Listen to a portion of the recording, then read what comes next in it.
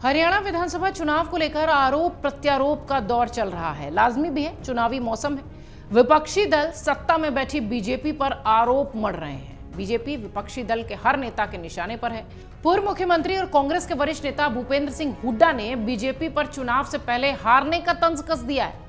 भूपेंद्र सिंह हुड्डा ने कहा कि जिस तरह बीजेपी चुनाव की तारीख टालने की मांग कर रही थी, उससे स्पष्ट है कि वो वोटिंग से पहले ही हार मान चुकी है। अगर बीजेपी को लंबी छुट्टियों को लेकर कोई चिंता थी तो उसे मतदान की तारीख आगे बढ़ाने की बजाय पहले कराने की अर्जी देनी चाहिए थी। अगर बीजेपी मतदान पहले कराने की मांग करती तो कांग्रेस भी इसका समर्थन जरूर कर देती। दिल्ली में पत्रकारों के सवाल का जवाब दे रहे भूपेंद्र सिंह हुड्डा ने कहा कि हरियाणा की जनता कांग्रेस की सरकार लाने का मन बना चुकी है। इस बार लोगों की जुबान पर एक ही नारा है, न जात पे न पात पे मोहर लगेगी हाथ पे। आपको बता दें, हरियाणा में चुनाव कार्यक्रम में बदलाव के लिए राज्य बीजेपी अध्यक्ष मोहन लाल बडौली ने चुनाव आयोग को चिट्ठी लिखी है।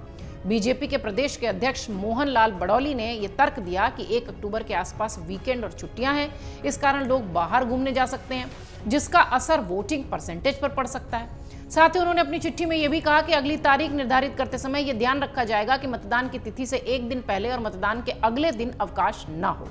ऐसा होने से ज्यादा लोग वोटिंग में हिस्सा ले सकेंगे। बडौली ने पत्र में बताया कि 28 और 29 को शनिवार और रविवार है और 1 अक्टूबर को मतदान होने की वजह से छुट्टी रहेगी। 2 अक्टूबर को गांधी जयंती, 3 को अग्रसेन जयंती, 30 की छुट्टी को लेकर 6 दिन का लंबा वीकेंड आ रहा है।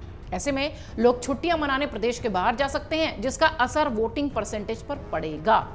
इस पर मुख्य चुनाव अधिकारी पंकज अग्रवाल ने बताया कि उन्हें बीजेपी का पत्र मिला है, जिस पर उपयुक्त फैसला लेने के लिए इसे निर्वाचन आयोग को भेज दिया गया है। बीजेपी के बाद बिश्नोई समाज महासभा ने भी मतदान की तारीख में बदलाव की मांग की है। महासभा के अध्यक्ष देवेंद्र बुढ़िया ने कहा कि हर साल राजस्थान में बीकानेर में गुरु जंभेश्वर भगवान की समाधि स्थल पर अमावस्या के दिन बड़ा मेला आयोजित होता है, जिसमें हरियाणा समेत पूरे देश के बिश्नोई समाज के लोग जुड़ते हैं। इस बार 1 अक्टूबर को आसौज की अमावस्या पर मुक्तिधाम मुकाम में ये मेला आयोजित है। 2 को भी पूरे दिन अमावस्या है, 1 को ही मतदान है। महासभा का कहना है कि मेला होने की वजह से बिश्नोई समाज के काफी लोग चुनाव में हिस्सा नहीं ले पाएंगे, इसलिए मतदान की तारीख बदल दी जाए। हालांकि कांग्रेस, जेजेपी और आम आदमी पार्टी ने इसका विरोध किया है।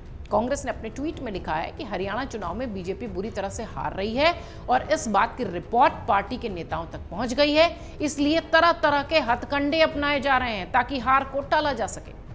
कांग्रेस ने अपने ट्वीट में साफ लिखा, बीजेपी ने हरियाणा में कोई काम नहीं किया है जिसकी बदौलत वो चुनाव लड़ सके और वोट मांग सके। यहां तक कि बीजेपी के पास टिकट देने लायक 90 उम्मीदवार भी नहीं है। हमारा बीजेपी से बस इतना ही कहना है कि डरो मत, हार का सामना करो। वहीं दीपेंद्र सिंह हुड्डा ने अपने ट्वीट में लिखा कि हरियाणा बीजेपी ने चुनाव आयोग को चुनाव टालने के लिए पत्र लिखा है, जो यह दर्शाता है कि बीजेपी चुनाव से किस कदर घबराई। अपनी हार सामने देख सत्ताधारी पार्टी द्वारा बचकाने तर्क दिए जा रहे हैं, क्योंकि उनके पास कोई मुद्दा ही नहीं है, न जनता को बताने लायक कोई काम है, ना ही कोई उपलब्धि है और ना ही टिकट देने लायक 90 उम्मीदवार। इसलिए बीजेपी छुट्टियों का बहाना बनाकर चुनाव टालने की कोशिश कर रही है। हरियाणा के मतदाता बेहद जागरूक हैं, वो कहीं छुट्टी मनाने नहीं जाएंगे, बल्कि बीजेपी की छुट्टी करने के लिए भारी संख्या में वोट बैंक मनाएंगे। वहीं आम आदमी पार्टी ने अपने ट्वीट में लिखा कि हरियाणा चुनाव में अपनी हार को सामने देख घबराई बीजेपी ने चुनाव आयोग को हरियाणा विधानसभा चुनाव टालने के लिए पत्र लिखा है। बीजेपी ने हरियाणा के लोगों के लिए 10 साल में एक भी काम नहीं किया है। अब चुनाव में हार के डर से चुनाव टालने की कोशिश हो रही है, लेकिन हरियाणा की जनता ने मन बना लिया है कि इस बार चुनाव बीजेपी की जमानत जब्त कराएगा। तय है बीजेपी की जमानत जब्त होना। इसी बीच कुछ मीडिया रिपोर्ट्स में यह भी दावा है कि हरियाणा विधानसभा चुनाव के लिए मतदान और मतगणना की तिथि में बदलाव हो सकता है। 1 अक्टूबर की जगह हो सकता है वोटिंग 7 या 8 अक्टूबर को हो जाए। मतगणना की जो तिथि होगी वो 10 या 11 अक्टूबर को कराई जा सकती है।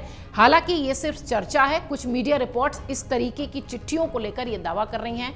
अभी तक चुनाव आयोग की तरफ से कोई भी तिथि को लेकर बदलाव की जानकारी नहीं है।